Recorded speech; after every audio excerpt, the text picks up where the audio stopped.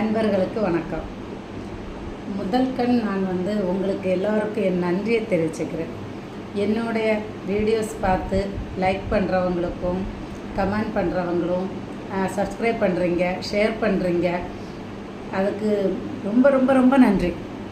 ஏன்னா என்கிட்ட ஒருத்தர் சொன்னார், நீங்கள் இப்படி டீசெண்டாக ட்ரெஸ் பண்ணிவிட்டு ரொம்ப நாட்டு நடப்பெல்லாம் பேசிகிட்டு இருந்தால் யாரும் பார்க்க மாட்டாங்க, கேட்க மாட்டாங்க.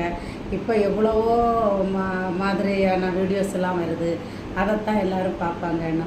ஆனால் இல்லை, என் மக்கள் இதையும் பார்க்குறீங்க, நான் பேசுகிறத பார்க்குறீங்க, லைக் பண்ணுறீங்க, கமெண்ட் பண்ணுறீங்க. அதனால் கண்டிப்பாக நான் உங்களுக்கு நன்றி சொல்லி ஆகணும்.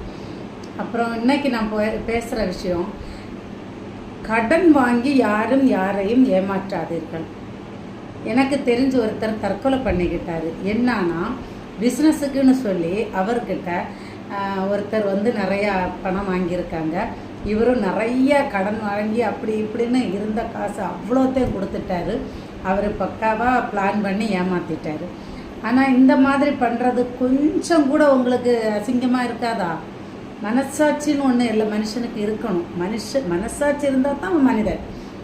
அப்போது நீங்கள் கடன் வாங்கும்போதே உங்களுக்கு தெரியும், இது நம்ம திருப்பி கொடுக்க மாட்டோம், ஏமாத்துறோன்னு. உங்களுக்கு கூசாது?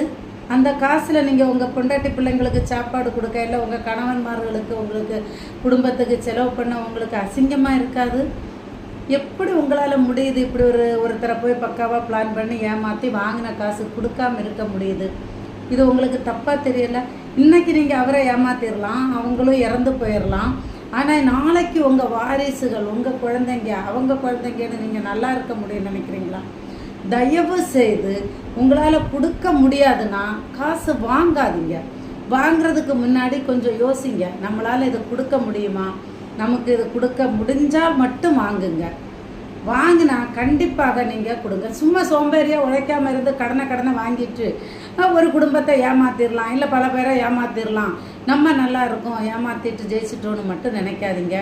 இந்த ஜென்மத்தில் மட்டும் இல்லை, சில சாபங்கள் அடுத்த ஜென்மம் வரைக்கும் தொடரும். தயவு செய்து கடன் வாங்கி எப்படியும் யாரையும் ஏமாற்றாதீர்கள்.